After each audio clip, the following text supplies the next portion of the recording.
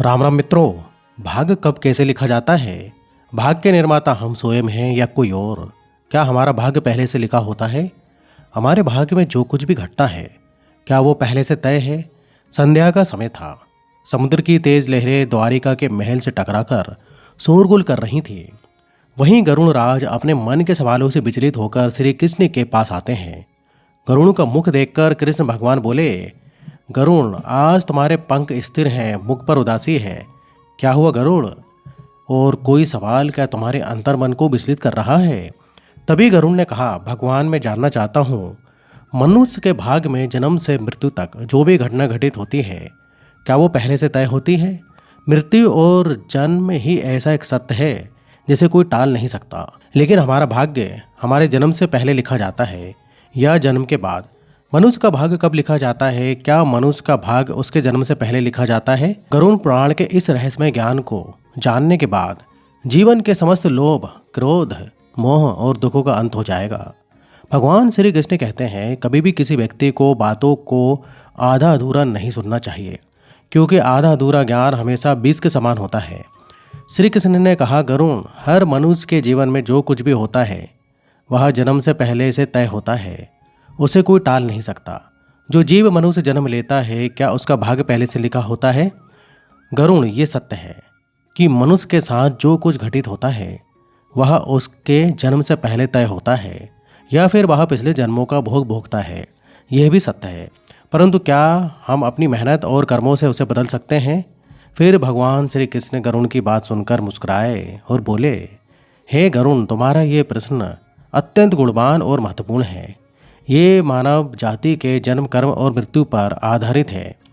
मैं तुम्हें एक कथा सुनाता हूँ जो न केवल इस प्रश्न का उत्तर देगी, बल्कि हर मनुष्य के लिए एक चेतावनी और प्रेरणा भी होगी। तुम इस कथा को पूरा ध्यानपूर्वक आखिरी तक सुनो।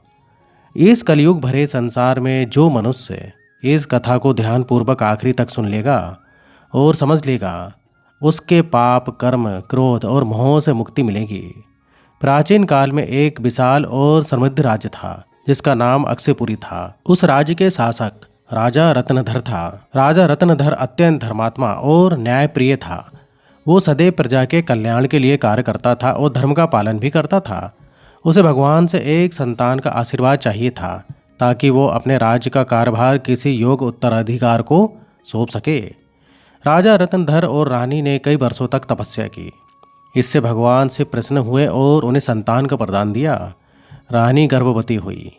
राजा और रानी अत्यंत प्रसन्न थे क्योंकि वे चाहते थे कि उनका पुत्र महान शासक बने। लेकिन जब रानी ने पुत्र को जन्म दिया, वह बच्चा विकलांग और शारीरिक रूप से कमजोर था। उसके शरीर की हड्डियां टूटी हुई थीं और वो सक्षम नहीं था। राजा रत्नधर का दिल टूट गया। उसने भगवान से पूछा कि ऐसा क्यों हुआ। राजा रत्नधर श्री विष्णु से मिलने गए।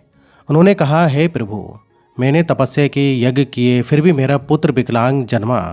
क्या ये मेरे भाग में पहले से लिखा था? श्री विष्णु मुस्कुराए और बोले, हे राजा, तुम्हारा पुत्र विकलांग जन्मा है, लेकिन क्या तुम जानते हो, ये तुम्हारे और तुम्हारे पुत्र के पिछले जन्मों के कर्मों का फल है। ये उसके पूर्व जन्म के कर्मों का परिणाम है जो उसके भाग में लिखा हुआ था। लेकिन इसका अर्थ ये नहीं कि तुम्हारा भाग्य पहले से पत्थर की लकीर की तरह तय था। ये घटना कर्मों का फल है, पिछले जन्मों से जुड़ा हुआ। राजा ने पूछा, हे प्रभु, क्या भाग्य वास्तव में पहले से लिखा होता है?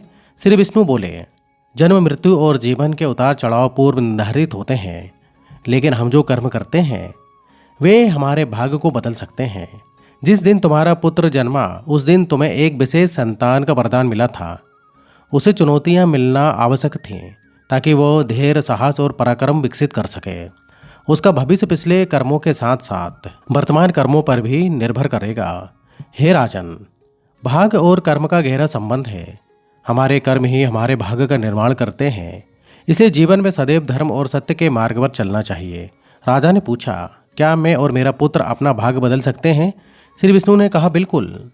यदि तुम अपने पुत्र को साहस, धैर्य और आत्मविश्वास दोगे तो वह अपना भाग्य भी बदल सकता है। कठिनाइयाँ उसके लिए परीक्षा हैं।